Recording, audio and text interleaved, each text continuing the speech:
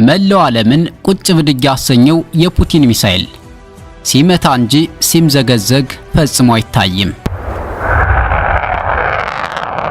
Officials in Moscow say they have successfully tested its nuclear-powered Burevestnik cruise missile. ሰላም ለእናንተ ይሁን ውድ ተመልካቾቻችን፣ ወደ ቻናላችን እንኳን በደህና መጣችሁ እያልን ዛሬ ልንነጋገርበት የመጣነው አንድ ዓለም አቀፍ አጀንዳና የጦር መሳሪያ ቴክኖሎጂ ከጫፍ እስከ ጫፍ የሚያናውጥ አስገራሚ ጉዳይ ነው። ቡሬቬስትኒክ አሊያም የአውሎ ንፋስ ወፍ ስለተሰኘው ሚሳኤል ሰምታችሁ ታውቃላችሁ? ይህ የሩሲያ የኑክሌር ጦር መሳሪያ የሰው ልጅ የመኖር ተስፋ እስከ መጨረሻው የሚፈታተን አቅም እንዳለው ይነገራል። እስከ ዛሬ ከተሰሩት የጦር መሳሪያዎች ሁሉ እጅግ አስፈሪውና ለየት ያለ ሚስጥር የያዘው ይህ መሳሪያ ምንድነው? የሰው ልጅ ታሪክ በሁለት ታላላቅ ምዕራፎች የተሞላ ነው። የመፍጠርና የማጥፋት። ከጥንታዊው የድንጋይ ፍላጻ አንስቶ እስከ ዛሬዎቹ የቴክኖሎጂ ጭራቆች ድረስ የጦር መሳሪያዎች የስልጣኔን ጉዞ ቀርጸዋል፣ የታሪክን አቅጣጫ ወስነዋል። በአንድ ወቅት የጦር ሜዳን ይቆጣጠሩ የነበሩ መድፎችና ላውንቸሮች ዛሬ የሙዚየም ቅርስ እየሆኑ ነው። ግዙፍ ታንኮችና አስፈሪ ባዙቃዎች ፋሽናቸው አልፎ ከዘመኑ የውጊያ ስልት ጋር እየተፋቱ ነው። ምክንያቱ ደግሞ ዓለማችን ዛሬ በማይታመን የጥፋት አቅም በታጠቁ አእምሮን በሚፈታተኑ ጅምላ ጨራሽ መሳሪያዎች ተጥለቅልቃለች። አብዛኞቹ ደግሞ በማንኛውም አይነት የአየር መከላከያ የማይመቱ በህዋ ውስጥ እንኳን ሊቋቋማቸው የማይችል ፍጥነት ያላቸው ናቸው። ይህ እውነታ የዓለማችንን የወደፊት ዕጣ ፈንታ በከባድ ስጋትና በጨለማ ተስፋ እንዲሞላ አድርጎታል። ሀያላን ሀገራት ቀን በቀን እየተካረሩ እጅግ የረቀቁ የጦር መሳሪያዎችን እየፈበረኩና እየታጠቁ ይገኛሉ። ዛሬ የዓለም መነጋገሪያ የሆነውን ቡሬቬስትኒክ አሊያም የአውሎ ንፋስ ወፍ የተሰኘውን የሩሲያ ሚሳኤል እናስቃኛቸዋለን። ዓለምን ባፍጢሙ የሚተክለው የሩሲያ ጋሻ ሲሄድ ውሎ ሲሄድ ቢያድር ሰለቸኝ ደከመኝ ብሎ ነገር የለም። የትኛውም የዓለም ክፍል በደቂቃዎች ይደርሳል። ሲያሻው ፊርማውን ሰማይ ላይ ፈርሞ፣ ሲያሻው ደግሞ ደንሶ የጠላትን የመከላከያ ስርዓት አታሉ የተሰጠውን ኢላማ ዶጋመድ ያደርጋል። ቡሬቬስትኒክ የተሰኘው አዲሱ ሚሳኤል አሜሪካና የሰሜን አትላንቲክ ጦር ቃል ኪዳን ድርጅት ኔቶ የሚመኩባቸውን የአየር መከላከያ ስርዓቶችን ከየት መጣ ሳይባል ይቆረጣጥማቸዋል። ዴቪድ ስሊንግ፣ አሮው፣ አይረንዶምም ሆነ ዝነኛው የአሜሪካው መከላከያ ሲስተም ታድ አሁን ለሩሲያው ሚሳኤል እጅ ሰጥተዋል። ፑቲን እጅግ ዘመናዊና ውስብስብ ቴክኖሎጂ የተገጠመለትን ቡሬቬስትኒክ የተባለ ረጅም ርቀት ተወንጫፊ ክሩዝ ሚሳኤልን በተሳካ ሁኔታ መሞከራቸውን ተከትሎ የዓለም ትኩረት ወደ ሩሲያ አቅጣጫ አቅንቷል።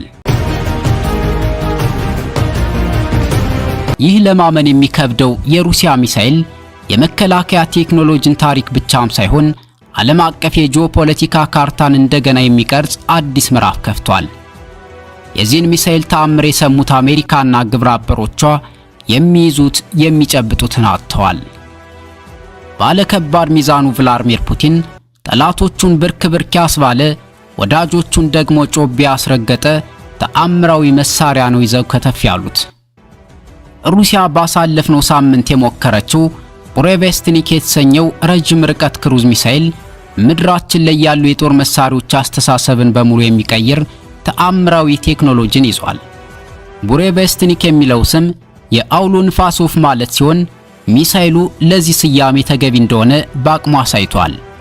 ይህ ሚሳኤል በኒውክሌር ኃይል የሚሰራ የዓለምን ዙሪያ ገባውን የመምታት አቅም ያለውና ከመቼውም ጊዜ በላይ የማይጠለፍ የተባለ አዲስ የጦር መሳሪያ ነው። የሩሲያው ፕሬዝዳንት ቭላድሚር ፑቲን ራሳቸው የምርመራውን ውጤት ማረጋገጣቸው ሚሳኤሉ ያለው ትርጉም ምን ያህል ጥልቅና ስልታዊ እንደሆነ ቁልጭ አድርጎ አሳይቷል። የቡሬቬስትኒክ ዋነኛው አስገራሚው ገጽታው ወሰን የለሽ የሚባለው የበረራ ርቀቱ ሲሆን በቅርቡ በተደረገው ሙከራ ሚሳኤሉ 14000 ኪሎ ሜትሮችን መሸፈን መቻሉ ተረጋግጧል። ይህ አሃዝ ብቻውን አስደንጋጭ ቢሆንም ከዚህ በሌላ አየር ላይ ቆይተው የተሰጠው 15 ሰዓታት የሚለው መረጃ ደግሞ ሚሳኤሉ ያለው የጥቃት አቅም ከወትሮ የተለየ መሆኑን ይበልጥ ያብራራል። ቡሬቬስትኒክ በውስጡ የያዘው አነስተኛ የኒውክሌር ሪያክተር ከማንኛውም ነዳጅ ጥገኛ የክሩዝ ሚሳኤል በተለየ መልኩ የሚበርበትን ጊዜና ርቀት ገደብ የለሽ አድርገዋል። ይህ ማለት ሩሲያ ይህንን ሚሳኤል ካስወነጨፈች ምድር ላይ የትኛውንም ቦታ ዞሮ መምታት ይችላል። ኢላማውን ከመምታቱ በፊት ለሰዓታት አልፎ ተርፎም ለቀናት በአየር ላይ በመቆየት ተገቢውን ጊዜና ሁኔታ በመጠበቅ ድንገት እንደ መብረቅ በመውረድ የታለመለትን ኢላማ ይመታል። የዚህ ተአምራዊ ሚሳኤል ሁለተኛውና ምናልባትም እጅግ አሳሳቢ ባህሪው ማንኛውንም አይነት የአየር መከላከያ ስርዓት በቀላሉ የማለፍ ችሎታው ነው። ቭላድሚር ፑቲን እንዳሉት ይህ ሚሳኤል በራዳሮች በቀላሉ ሊለይ አይችልም። እናም ለማጥቃት የተላኩ ሚሳኤሎች ሊያጠፉት አይችሉም። ይህ ማለትም አንድ ሀገር ቡሬቬስትኒክ ሚሳኤልን ለመከላከል የሚያስችል አቅም የለውም ማለት ነው። ይህ ሚሳኤል ለምን የማይጠለፍ ሊሆን ቻለ ከተባለ የኒውክሌር ሞተሩ ከሚፈጥረው ያልተለመደ የኃይል መጠን በተጨማሪ በሚምዘገዘግበት ጊዜ በአየር ላይ ደንሶ ልክ እንደ ፊርማ ዚግዛግ በመስራቱ ፈጽሞ ሊመከት አይችልም። እንዲሁም በሚሳኤሉ ላይ የተገጠሙ የማምለጫ ስርዓቶችና ሌሎች ሚስጥራዊ ቴክኖሎጂዎች በአየር መከላከያ ኔትወርኮች እንዳይታወቅ ወይንም እንዳይጠቃ ያደርጉታል። ይህ እውነታ ከምንም በላይ የዓለምን መከላከያ ስትራቴጂስቶችን እንቅልፍ ነስቷል።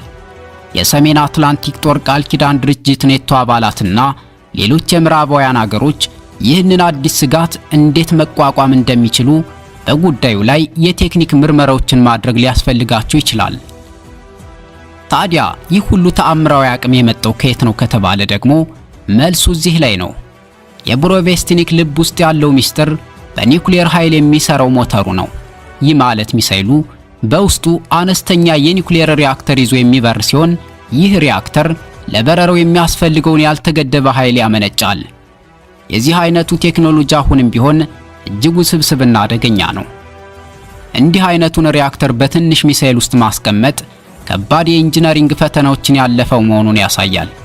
ከዚህ በተጨማሪ ሚሳኤሉ እጅግ ትክክለኛ የሆኑ ኢላማዎችን የመምታት አቅም እንዳለው ተነግሯል።